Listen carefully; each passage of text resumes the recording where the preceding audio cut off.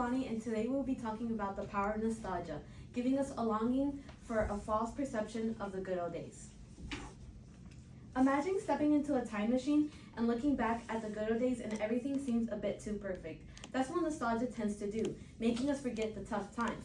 This quote from George William Baugh reminds us that not everything is so picture perfect and we need to learn to understand the whole story. Both texts from the stimulus show how nostalgia shapes our views on today's issues, reminding us that idolizing the past can lead to misunderstanding about current problems. With the rise of false information, it is crucial to face these unrealistic expectations. As I looked into how nostalgia influenced current societal issues, I found that when people romanticize the past, they miss real issues that are happening, making it tough to deal with today's problems. This kind of thinking has held us back from accepting change because people are stuck on an idealized version of what used to be. Before we continue, I want to ensure we understand two important concepts. First is nostalgia, which is a sentimental longing for the past, like the feeling we get when we think about the good old days. Second is idolization, when we see something for better than what it is. This happens a lot when we look back to the past and focus only on the good parts, ignoring the challenges and flaws we faced. As we have already identified the problem and see that false nostalgia for the good old days is not allowing us to evolve as a society, here are some factors that are contributing to the problem: historical distortion, memory distortion, cultural implications, and physiological impact. First, let's start off with historical distortion. As Noberg highlights, people often romanticize earlier times, focusing on joys while ignoring economic struggles that identify those eras. For example, the powerful image of the soldiers in the jungle, which evokes bravery yet overshadowing the harsh realities they face, including trauma, watching everything flash before their eyes. As shown here, we see a contrast between idealized versions of historical periods with their actual historical complexities, showing discrepancies between popular narratives with reality, emphasizing issues like slavery, economic inequality, social unrest, and political separation. Second, let's talk about memory distortion. Memory distortion has a significant impact on us, shaping our beliefs, attitudes, and decisions. This distortion has created biases, reframed stereotypes, and affected our empathy towards others. Shown here in this neuroimaging studies shows that the brain activity for both true and false memories might be too adaptive for our own good. The increased activities tied to visual imagery and background information seem to blur the line between what is real and what's not, which raises the question of how reliable our memory really is, if its flexibility reduces the ability to recall accurate information. Next, we'll talk about the perceptions of social change among different age groups. Have you ever wondered how different generations see the world changing around them? This pie chart created by the Department of Behavioral Health in Pennsylvania State University shows that differing perceptions among different age groups can have a negative impact on our future, like making it harder to find common ground, people feeling their opinions are constantly ignored, resist to new ideas, preventing society to adapt, and lack of representation, meaning we're only finding solutions for one type of age group instead of finding solutions for the whole community. Next, let's talk about cultural implications. Kuntez suggests that nostalgia for the traditional family distracts from the real issues modern families are facing today. This idolization ignores economic challenges, evolving gender roles, telling us that we must foster a more inclusive society that supports all types of families. Next, let's talk about the consequences of nostalgia on cultural attitudes. As you see here, research made by the Center of Social and Economic Behavior have found that nostalgia can skew our understanding on family dynamics and societal norms, leading to mental health issues and societal divides.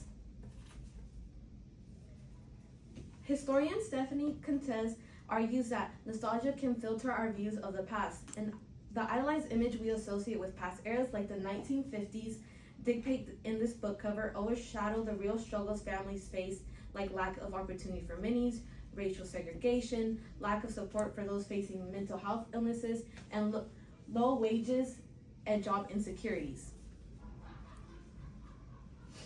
Next, let's talk about how this affects teens. Many young people today are struggling with their identity as they engage with conflict narratives about cultural heritage and history, often made by social media, where idealized representations of the past can overshadow their lived experiences, leading them to face anxiety and depression. Lastly, let's talk about the physiological impact nostalgia has on society today. Judy and Biscuits point out that nostalgia can be a double-edged sword. While it can help us feel connected to others and bring warmth about our past, it can also hold us back from the growth and it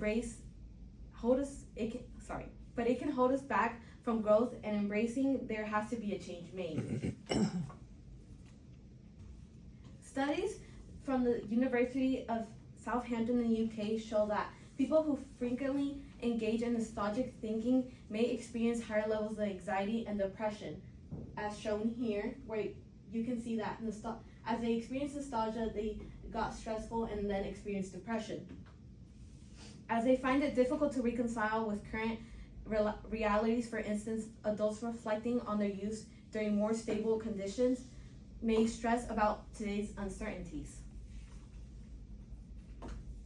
Next, let's talk about how nostalgia affected many people during the COVID-19 pandemic. Many individuals during COVID-19 pandemic showed nostalgic feeling for the pre-pandemic life, idolizing freedom and social connection while knowing the stressors and challenges of that period, showing that time of loneliness led to nostalgia, leading to many mental health illnesses. Many political movements often use nostalgia to perceive a better past, such as campaigns like Make America Great Again. In an interview with Trump, he talks about the Gilded Age and how it was America's greatest years, while others say he was overlooking many struggles of that time period. Let's focus on the focus on his high tariff has led to trade conflicts, setback on progress, dividing society, ignoring inequality, distraction from current problems like climate change and economic disparities, and short-term thinking, meaning that we're only finding short-term solutions instead of finding long-term solutions.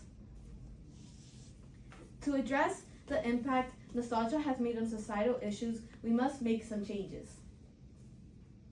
To tackle this problem, I think there are a mix of solutions, and here are 5 ideas to create a more attentive community, like educational improvement.